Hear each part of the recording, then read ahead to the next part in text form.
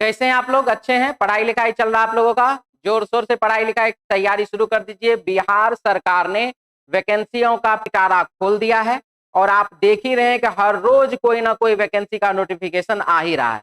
तो इसी प्रकार का एक वैकेंसी आया है जो कि बाबू है क्या चीज का, ARAO, जो कि बीपीएससी के माध्यम से है। इसके बारे में हम आपको डिटेल से आज जानकारी देंगे। ये जानकारी आप लोगों के लिए बहुत ही फायदेमंद होगा। तो चलिए सबसे पहले ARAO क्या है जो कि बीपीएससी के माध्यम से है, इसके बारे में मैं SK गुप्ता सर आप लोगों से बात करने आया हूं।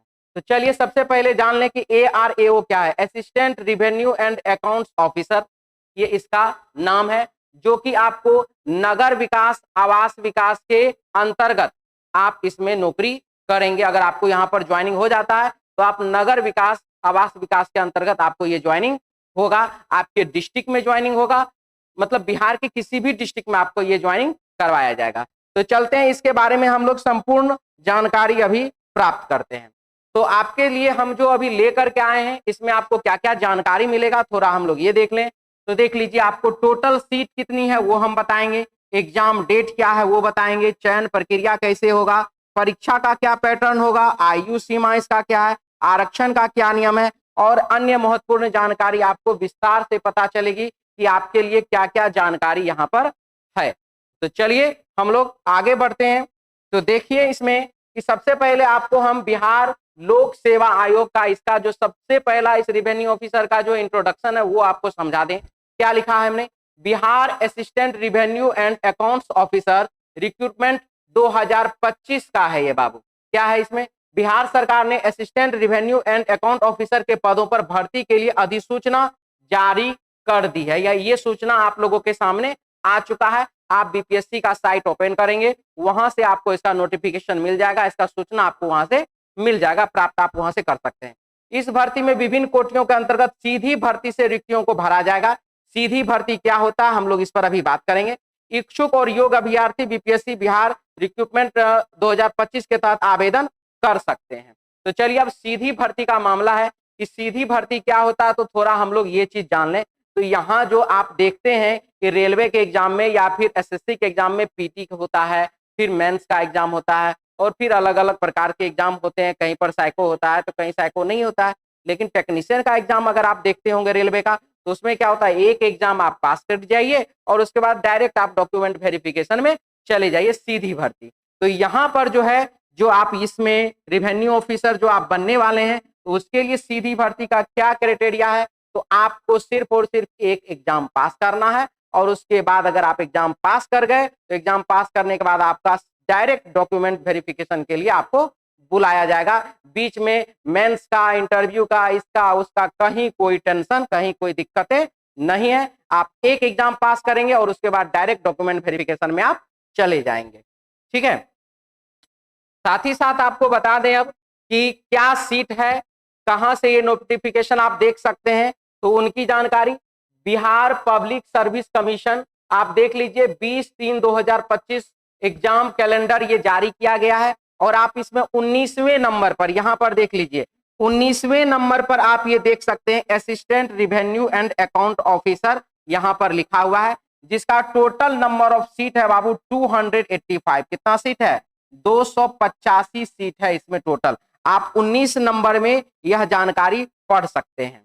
ठीक है, और इसका एग्जाम का डेट देख लीजिए, प्रीलिम्स का एग्जाम यानी कि जो पीटी का एग्जाम है, जो इसका एग्जाम है वो आपको दे दिया गया है। क्या चीज है, 27/7/2025 यानी कि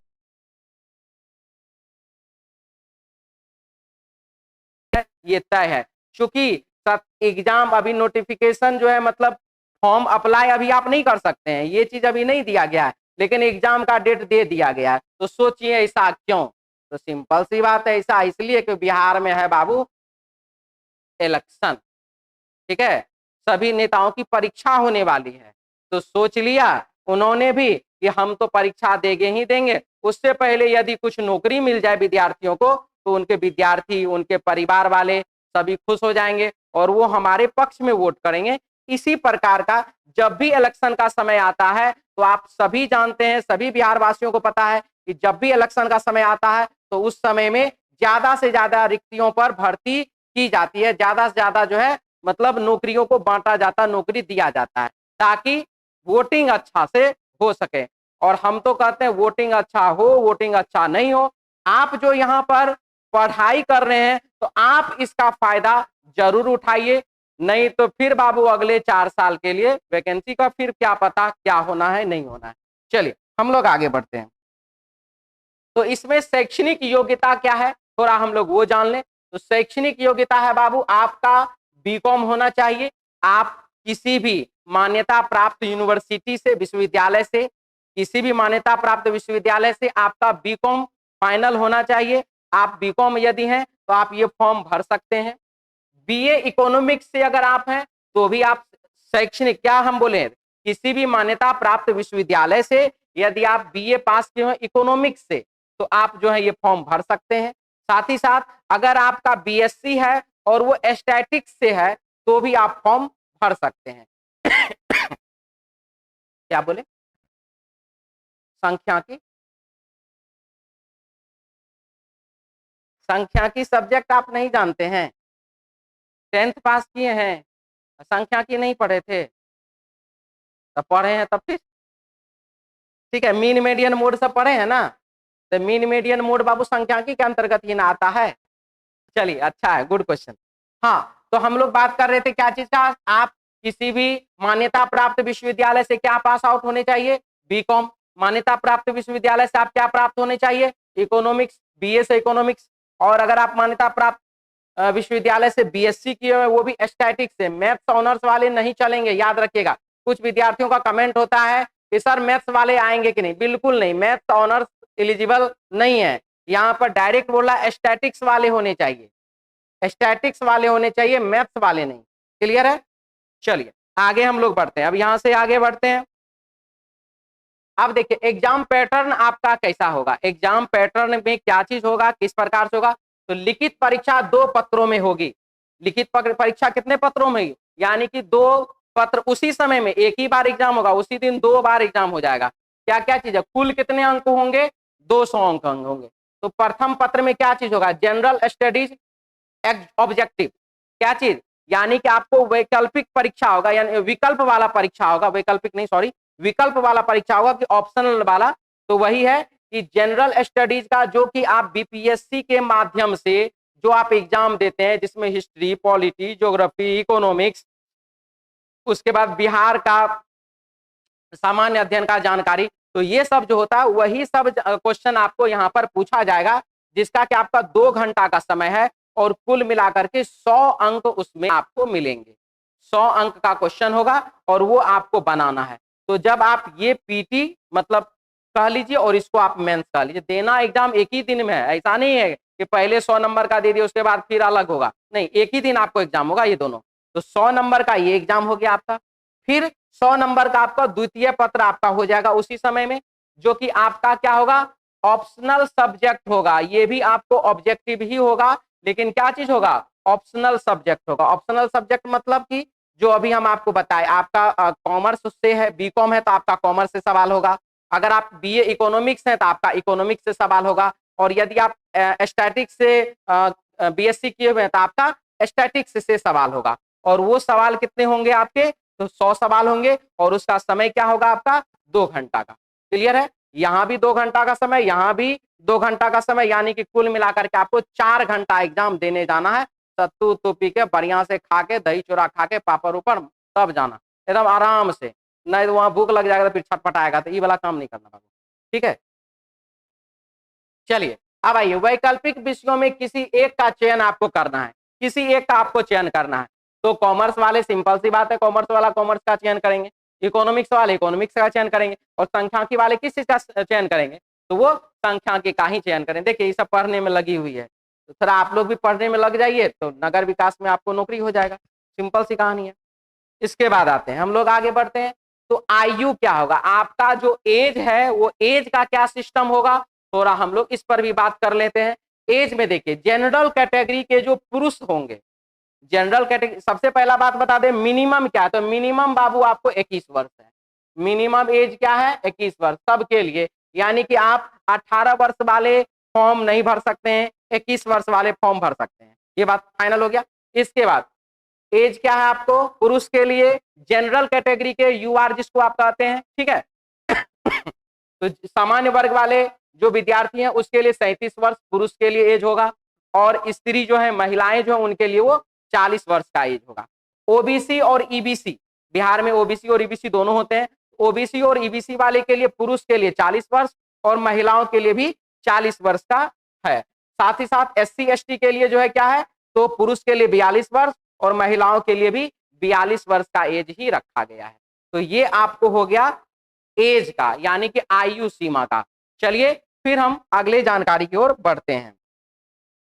अब आपके सामने आ जा रहा है कि आवेदन शुल्क, यदि आप जो है फॉर्म अप्लाई करेंगे तो उसमें क्या आपको फीस लगेगा। और देखिए ये जो है बंदा आराम से अप्लाई करने के लिए बैठा हुआ है, ठीक है। तो आप भी अप्लाई कर लीजिए, जो एलिजिबल है वो स्टूडेंट जरूर अप्लाई कीजिए, क्योंकि एक बात और हम बता दें, ये नौकरी बहुत अच्छा है, बहुत अच्छा पोस्ट का नौकरी है, ऑफिसर ग्रेड का नौकरी है।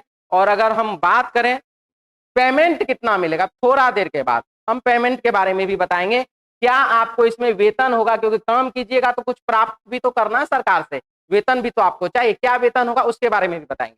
तो चलिए सबसे पहला आवेदन शुल्क आपको क्या लगेगा। जनरल कैटेगरी के स्टूडेंट और ओबीसी कैटेगरी के स्टूडेंट के लिए जो है फी है 600 रुपीज, यानी कि आपको फॉर्म अप्लाई करने समय में 600 रुपया देना पड़ेगा। एससी एसटी और एपीडब्ल्यूडी यानी कि जो दिव्यांग स्टूडेंट है और जो एससी एसटी हैं उनको लगेगा 150 रुपया, और महिलाएं अभ्यर्थी जो है बिहार के उनको लगेगा कितना, तो 150 रुपया, यानी कि 150 रुपया 150 रुपया और इधर से 600 रुपया का ये बाबू आप लोगों को फॉर्म अप्लाई करने के समय में इतना फी आप लोगों को देना है। चलिए अगले बात, सिलेबस क्या होगा, यानी कि बिहार लोक सेवा आयोग द्वारा आयोजित संयुक्त प्रतियोगिता परीक्षा के समान होगा। यानी कि बीपीएससी का यदि आप एग्जाम दिए हैं या देते हैं तो उसमें जिस प्रकार का सिलेबस जीके जीएस वाला होता है वही पार्ट होगा।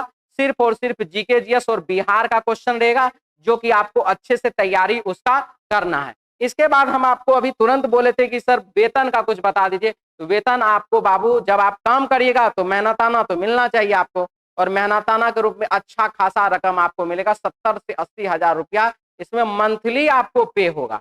याद रखिएगा कितना, 70 से 80 हजार रुपया मंथली आपको पेमेंट मिलेगा। तो इसलिए बड़ी वैकेंसी तो नहीं, हम ये नहीं कहेंगे बहुत बड़ी वैकेंसी है, 285 सीट है, 285 सीट है, लेकिन ब्लॉक के हिसाब से देखें, डिस्ट्रिक्ट के हिसाब से देखें तो अच्छी खासी वैकेंसी है। और इसका पेमेंट जो है वो बड़ी है, 70 से 80 हजार रुपया मंथली अगर आपको मिल रहा है तो जान लीजिए कि 3-4 महीना के बाद तो कार आप ले ही लीजिएगा। ठीक है, चलिए आगे बढ़ते हैं। अब क्या है, रिटन एग्जाम चयन प्रक्रिया में निम्नलिखित चरण शामिल हैं। आपका जो एग्जाम का क्या तरीका हम लोग वो भी बात कर लेंगे। रिटन एग्जाम यानी कि वस्तुनिष्ठ प्रश्न पर आधारित होगा। आपका जो एग्जाम होगा वो होगा ऑब्जेक्टिव टाइप का, जो कि हम पीछे भी बताए थे, यहाँ पर भी बता रहे हैं। साथ ही साथ डॉक्यूमेंट वेरिफिकेशन होगा, यानी कि वो आपको डायरेक्ट एग्जाम हुआ, एग्जाम पास किए, उसके बाद जाइए डायरेक्ट आप अपना डॉक्यूमेंट वेरिफिकेशन करवाइए। शॉर्टलिस्ट किए गए उम्मीदवार के लिए दस्तावेज सत्यापन, यानी शॉर्टलिस्ट किए गए मतलब जो उसमें फुलफिल करेंगे, सबको नहीं बुला लेना, जो पास आउट होंगे, जिनका मेरिट बनेगा, शॉर्टलिस्ट मतलब होता है मेरिट बनना, तो जिनका मेरिट बनेगा उनको ही डॉक्यूमेंट वेरिफिकेशन के लिए बुलाया जाएगा। ऐसा नहीं कि हम फॉर्म भरे एग्जाम दिए उसके बाद डॉक्यूमेंट उठा के चल दिए। पास होइएगा, मेरिट बनेगा तब तो आप वहां डॉक्यूमेंट वेरिफिकेशन में जाएंगे। फाइनल मेरिट लिस्ट, लिखित परीक्षा में प्रदर्शन के आधार पर अंतिम मेरिट सूची आपको पता चलेगा, और वहां से आप देखेंगे कि आपका अंतिम मेरिट में क्या है। इसके बाद हम आपसे बात कर लें थोड़ा सा और, ऑनलाइन प्रक्रिया पूरी तरह ऑनलाइन, आवेदन प्रक्रिया पूरी तरह ऑनलाइन होगी। इच्छुक उम्मीदवार आयोग की आधिकारिक वेबसाइट पर जाकर आवेदन पत्र भर सकते हैं, आप अप्लाई कर सकते हैं। और इच्छुक कौन कौन होने चाहिए, बीकॉम वाले, बीएससी स्टैटिक्स वाले और बीए इकोनॉमिक्स वाले, आप ही तीनों हैं, आप ही तीनों का है ये वैकेंसी, और अच्छी खासी वैकेंसी है। ठीक है, चलिए आगे बढ़ते हैं हम लोग। अब आपके पास आ जाता है यहाँ पर मामला कि सर जो आप ये बना रहे हैं वीडियो, तो इसमें क्या होना है। तो आप देख लीजिए यहाँ पर, अगर आपको स्टैटिक्स पढ़ना हो, ठीक है, यदि आपको स्टैटिक्स पढ़ना हो, क्योंकि जीके जीएस वाला पार्ट तो मैथ्स वाले सर पढ़ाएंगे नहीं, संजय मिश्रा सर तो नहीं पढ़ाएंगे, उनके लिए तो हमारे अरुण सर हैं, उनकी टीम है, वो आपको पढ़ाएंगे। लेकिन मामला आता है कि स्टैटिक्स वाला जो पार्ट है उसके लिए आपको क्या करना, तो उसके लिए आप मैथ्स गुरु से मिल सकते हैं, संजय मिश्रा सर से। आप यहाँ पर आकर के जो है ऑफलाइन बैच में, ऑनलाइन बैच में, जो भी ये बैच अवेलेबल होगा उसमें आप इनसे स्टैटिक्स पढ़ सकते हैं। आपको यहाँ पर संपूर्ण जानकारी स्टैटिक्स की मिल जाएगी, आप एग्जाम अच्छे से पास कर जाएंगे, ये इनकी गारंटी है। हम तो बाबू रीजनिंग पढ़ाते हैं, आपको पता है, रीजनिंग तो इसमें है ही नहीं, लेकिन फिर भी वीडियो बना रहे हैं। ठीक है, चलिए अब हम अपना बात कर, थोड़ा सा और जानकारी दे दें सर के बारे में। मैथ्स का जो है टेस्ट सीरीज अवेलेबल है, जो कि आपको बिहार एसएससी, रेलवे और एसएससी के एग्जाम को वो फुलफिल करता है। तो ये टेस्ट सीरीज जो है सर का चलता है 4 PM में, शाम में 4 बजे से टेस्ट चलता है। और आप इस टेस्ट सीरीज को ज्वाइन कर सकते हैं सभी स्टूडेंट। ऐसा नहीं कि हम स्टैटिक्स वाले को बोल रहे हैं, तो अगर आप बिहार एसएससी का तैयारी करते हैं, रेलवे का तैयारी करते हैं या फिर एसएससी का तैयारी करते हैं, तो आप टेस्ट सीरीज ज्वाइन कर सकते हैं। फी भी बहुत ही कम है, आप ऑनलाइन ऑफलाइन दोनों ज्वाइन कर सकते हैं। साथ ही साथ सर का एक नया बैच भी आने वाला है, फाउंडेशन बैच, उसकी जानकारी हम आप लोगों को अलग से दे देंगे। अब आते हैं, थोड़ा हम अपना भी बात कर लें। तो मैं बाबू आप लोगों को रीजनिंग पढ़ाता हूं, ये बात आप लोगों को पता ही होगा। तो रीजनिंग तो आपके इस वैकेंसी में रीजनिंग कहीं भी नहीं है, लेकिन आप लोगों को पता है कि बिहार की वैकेंसी, बिहार एसएससी के थ्रू जब एग्जाम होता है तो उसमें 50 क्वेश्चन का रीजनिंग होता है, और 50 क्वेश्चन रीजनिंग बहुत बारी होती है। तो इसीलिए आप लोग अगर रीजनिंग टेस्ट ज्वाइन करना चाहते हैं तो वो आप 3 बजे से रीजनिंग टेस्ट ज्वाइन कर सकते हैं। 3 बजे से रीजनिंग टेस्ट चलता है, आप ऑनलाइन या ऑफलाइन वो ज्वाइन कर सकते हैं। साथ ही साथ हमारा फाउंडेशन बैच भी नया आते रहता है, बिहार एसएससी का टारगेट बैच अभी आना है। इसके साथ ही साथ एएलपी का भी वैकेंसी आगे आ चुका है, तो एएलपी के लिए भी एक नया फाउंडेशन बैच और टारगेट बैच आने वाला है। तो चलिए ये सभी की जानकारी आप लोगों को आगे फिर हम पुनः देंगे। आज के लिए इतना ही, धन्यवाद, थैंक यू, जय हिंद।